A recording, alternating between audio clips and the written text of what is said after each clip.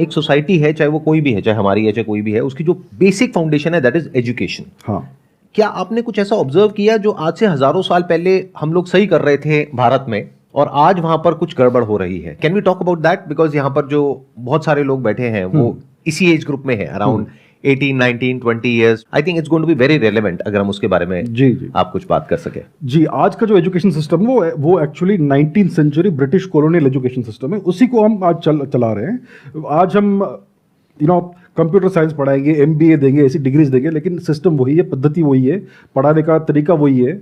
Focus is on exams, focus is on memorization, focus is on degrees, और school में focus is on complete absolute obedience. May I get up teacher, may I sit down teacher, may I drink water teacher. आप सांस भी नहीं ले सकते without taking permission from the teacher. तो आप एसेंशियली बिल्कुल ओबीडियंट शीप बन रहे हो। You are not allowed to ask questions, you not allowed to think. और इससे क्या हो रहा है कि हमारे जो बच्चे हैं ये सीखते नहीं है कि first of all how to think and secondly how to learn. You have to learn how to learn. आप कुछ नई स्किल या कोई नया कंसेप्ट कैसे सीखेंगे? आप सिर्फ मेमोराइजेशन करके नहीं सीख सकते, आपको एक्चुअली उसको इंप्लीमेंट, उसको यूज करना है to solve problems in real life. That is a real acquisition of a skill, और ये सब हमें सिखाया नहीं जाता है। तो हिस्टोरिकल कैसा था? हिस्टोरिकली हमारा सिस्टम बहुत अलग था। वैदिक समय में गुरुकुल सिस्टम था, जैसे हम सब जानते हैं, लेकिन गुरुकुल क्या था, ये हर कोई गुरुकुल नहीं जाता था। हमारा एक्चुअल जो एजुकेशन सिस्टम था, it was centred around temples. हमारे पूरे सिविलाइजेशन में, पूरे सबकॉन्टिनेंट में हर जगह टेम्पल्स होते थे। सो टेम्पल्स जो थे, मंदिर जो थे, they were the centres of our education system. और हर मंदिर, जो छोटा मंदिर होता था, वो लोकल जो बच्चे होते थे आजू बाजू के, उनको बेसिक एजुकेशन देता था, लाइक काखा गाघा ये सब, और बेसिक गणित, मैथमेटिक्स। फिर बड़े टेम्पल होते थे जहां पर मोर एडवांस एजुकेशन मिलता था, और फिर कुछ बड़े बड़े विश्वविद्यालय हुआ करते थे, तक्षशिला, नालंदा, हमने सुना है इनके बारे में, जहां पर best education in the entire world मिलता था। और दुनिया भर से लोग आते थे, ग्रीस, यूनान से आते थे, चाइना से आते थे, चीन, शुआनजांग एक्सेट्रा, सेंट्रल एशिया से स्कीथियंस आते थे।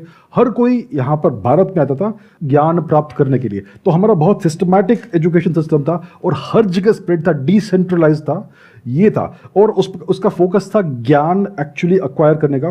और हर व्यक्ति को लेट्स से मास्टर्स डिग्री लेवल तक एजुकेशन की जरूरत नहीं होती थी। Most people just want to acquire एक पर्टिकुलर स्किल सेट, उससे वो अपना जीवन शुरू करना चाहते थे। You would get basic education, काका गागा, लैंग्वेज इज वेरी इंपॉर्टेंट, और दूसरा मैथमेटिक्स, बेसिक मैथमेटिक्स, एरिथमेटिक। आपके जीवन में कभी अलजेब्रा, ट्रिगोनोमेट्री की जरूरत नहीं पड़ेगी। I study advance mathematics, I love it, but I am telling you, you don't need advance mathematics in life. आपको सिर्फ एरिथमेटिक की जरूरत पड़ती है। तो एरिथमेटिक और लैंग्वेज सिखाते थे, और फिर कोई स्किल सेट जो आप अप्रेंटिस होके कर सकते हो। तो टिपिकली जो यंग लोग थे, वो 14, 15, 16 साल के उम्र तक एक्चुअली काम करना शुरू करते थे as part timers, and then eventually they would go into family business and all. ये बहुत हजारों वर्षों से चलता आ रहा था ये सिस्टम।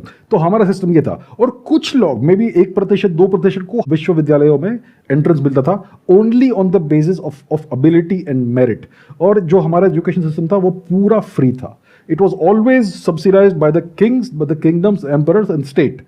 कभी भी आपको 1 रुपए का फीस देना नहीं पड़ता था। ऐसा नहीं था कि आपको मंथली रिकरिंग गुरु दक्षिणा देनी होगी, और आप अगर 1 साल की देंगे तो आपको 10% ऑफ मिलेगा। It was not like that. It was completely free. It was all given by the Kings. तो ये इन अ नटशेल हमारा एंशिएंट एजुकेशन सिस्टम था। It was focused on actual education.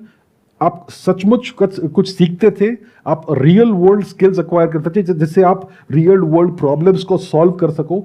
आज का एजुकेशन सिस्टम है, आप बैचलर्स डिग्री या masters degree लेकर निकलेंगे, you are clueless. Unfortunately situation ये है आज। आप अगर कंप्यूटर साइंस डिग्री लेंगे तो आप में उसको एसेज लिखने पड़ते हैं एग्जाम में। These are problems. अभी थोड़ा बहुत सॉल्व हो रहा है, I am not saying everything is bad, but we have a long way to go. तो education system is the foundation of any civilisation, और इसे हमें रिफॉर्म करने की बहुत आवश्यकता है। अभी कुछ रिफॉर्म्स हो रहे हैं, but I think it's not enough. और उस टाइम पे ऐसा क्या था जो आज से बिल्कुल अलग था, इन द सेंस कि उस टाइम पे भी एक गुरु होते थे गुरुकुल में या टेम्पल में, और शिष्य होते थे। आज भी ऐसे ही होता है। आज एक टीचर है और क्लास में स्टूडेंट्स हैं। जी, जी। तो एग्जैक्टली क्या डिफरेंस था जिसके बेस पे हम ये कह सकते हैं कि उस टाइम का जो एजुकेशन हमारा सिस्टम था वो आज के सिस्टम से बेटर था? पहली बात है, इट वॉज कम्प्लीटली फ्री। तो जो गुरु होते थे या जो शिक्षक होते थे, उनका जो सैलरी होता है लेट्स से, और उनका जो टेम्पल का अपकीप का जो भी पैसा है, या फिर जो भी college what ever it is, वो सब वहाँ के जो लोकल राजा होते थे वो देते थे। So there was no pressure of money on the guru. So वो स्टूडेंट को एज अ रिसोर्स नहीं देखते थे। As a resource to be exploited नहीं देखते थे। और दूसरी बात होती थी कि जो आपका जो कोई गुरु है वो आपके जीवन भर के गुरु है। ऐसा नहीं कि अभी आपने इस आपने 2 साल के लिए स्टडी कर लिया, अब उनको पेमेंट नहीं दे रहे हो, सो आपके गुरु आपके टीचर नहीं रहे। ये एक बार आपके गुरु हुए तो लाइफ लॉन्ग गुरु होते थे, ये लाइफ लॉन्ग रिलेशनशिप होती थी। आज ट्रांजैक्शनल सिस्टम है, अगर आपने नेक्स्ट मंथ पेमेंट नहीं किया तो आपके टीचर नहीं रहे। तो एसेंशियली आज देखिए, आज हमें सिखाया जाता है कि हमारे टीचर्स हमारे गुरु है। ये सच बात नहीं है। There is a huge difference between a guru and a teacher.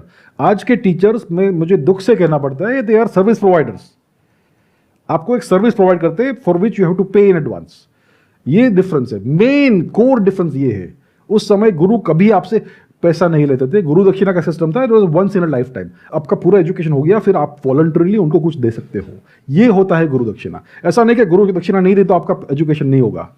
It was completely optional, completely voluntary. तो ये मेन डिफरेंस है। I think it's a big difference, क्योंकि इससे जो डायरेक्ट कनेक्शन है वो है उस गुरु की जो रिस्पेक्ट है। हाँ, वो उस टाइम पे मैं इमेजिन कर सकता हूं कि कितनी ज्यादा होगी। बिल्कुल। आई एम श्योर उस गुरु को उस टाइम पे किंग से लेकर के जो नीचे जो लोग हैं सबसे रिस्पेक्ट मिलती होगी, और एक ऐसा दर्जा मिलता होगा सोसाइटी में कि वो अपने आप में एक बहुत बड़ा मोटिवेशन था उस टाइम पे उस गुरु के लिए। बिल्कुल। कि अब मुझे सेल्फलेसली जो बच्चे आ रहे हैं उनके अच्छे के बारे में सोचना है, क्योंकि उसका अपना जो सेल्फ इंटरेस्ट था that has been taken care of. Once your basic core self interest is taken care of, then you can serve society.